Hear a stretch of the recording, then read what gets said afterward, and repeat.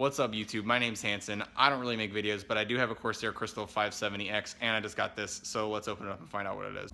Alright, I'm going to pretend like I didn't have to redo that shot like twice, and wow, look how sharp that knife is. Whoa, I wonder what's inside. I definitely have no idea.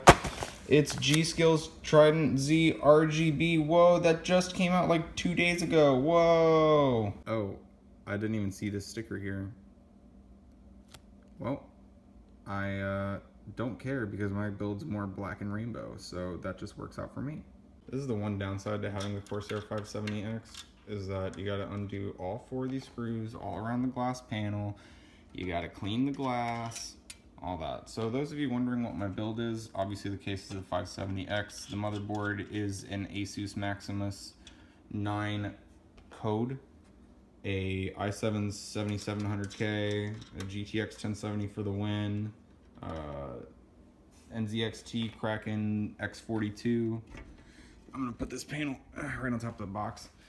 I have a Intel 600p SSD under there, the NVMe M.2. My new RAM is the G.Skill TridentZ RGB. This is just some RAM I had to borrow. I'm running 2 Seagate hard drives, both Barracudas, just regular drives. They're 2 terabyte and a 4 terabyte. My power supply is an HX850i. I think that's about it. So interesting little thing about my computer. So I was planning on rear mounting the water cooler, but the 570X only supports 120 in the back. So I go to do it and I'm like, shit. So I'm like, okay, I'm just gonna return the NZXT and get you know, the smaller version. Maybe there's a 120. Nope, there's no 120 available. There's 140, there's a 240, and there is a 280.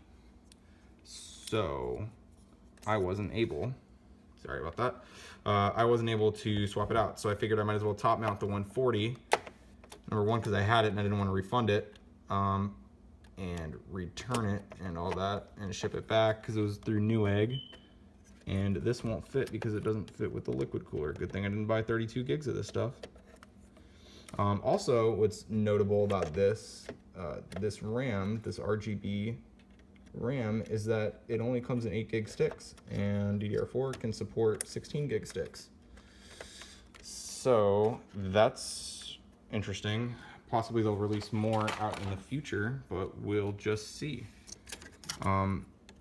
But yeah, anyway, what else is weird about the case as well is that the 140 millimeter radiator is about as big as you can get on the top. I mean, you can do 240, but it's a tight squeeze because most motherboards are gonna have a larger chipset, I guess, the chipset cooler. Oh no, the chipset's down there. No, I'm gonna get flamed.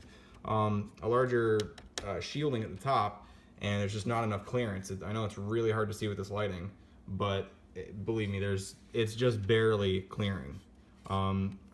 So anyway, let's close this up and we can turn this on and see what it looks like. Little side note for anybody wanting to use an NZXT cooler with this case and wants to make it look really clean, if you want to use the software, the CAM software by NZXT, you'll have to use this cable, I believe here. That's this cable. Regardless, you have to wire it down. I had to get an extension for my USB, especially if you're using this board. This is the only USB 2 socket on the board, and I actually had to use an extension that I had to order from Amazon, and magically I got it in. It was like a 6-inch extension. It was prime $9. It was pretty awesome. Shout out to that. Also, there's no rear fan on the 570X. It's just 3 in the front, so I had to order a rear fan just to make it look even. I wasn't planning on that just because I was going to replace it with the X42, but that didn't work out. So that's neither here nor there.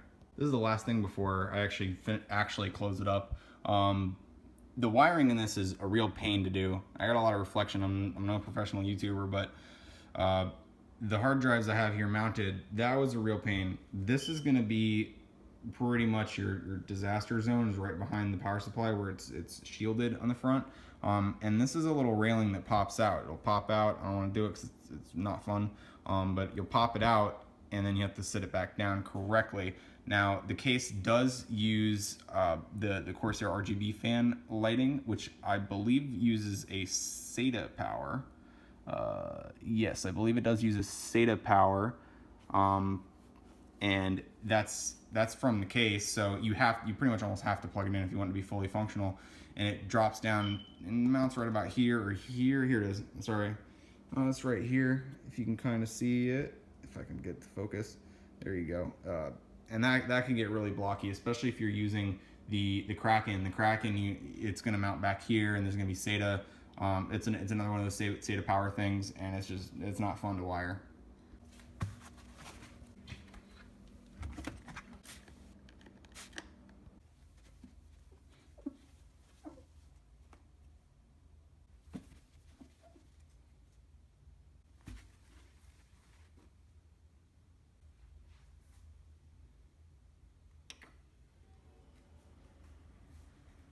Ooh, shiny. Ooh, the RAM's shiny too. Look at that. Got the NZXT with the EVGA and the Corsair, and then the case has to go and ruin it. All right, so this is a mode. There's 3 modes for these fans, and they're all coordinated the same. So there's 3 modes for these fans.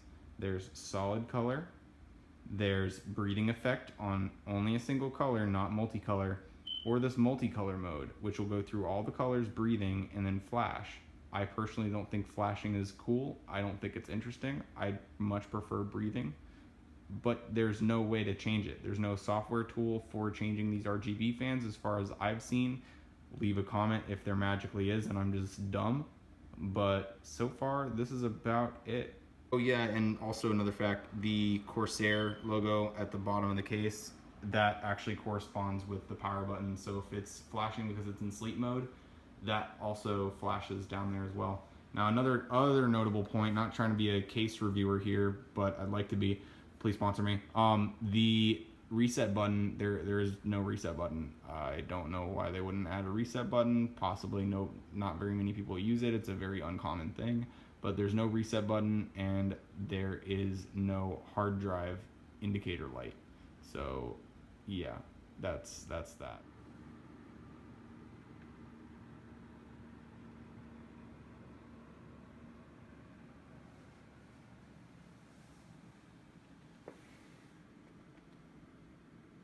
Alright guys, thanks for watching. I had a blast making this computer. Cost me about $2,000 in total, but over all the money, all the time to build it, I think it turned out great, and I think it was definitely worth it. It was my first $2,000 computer build for myself. I am a computer technician, so I may be doing more videos in the future. I build computers pretty frequently, usually at least once a month, so I can always detail those builds. Rate, comment, subscribe, leave a comment. Hey, how do you do this? Maybe give me a suggestion on something I can do, and yeah, maybe I'll upload some more videos in the future. Thanks. Later.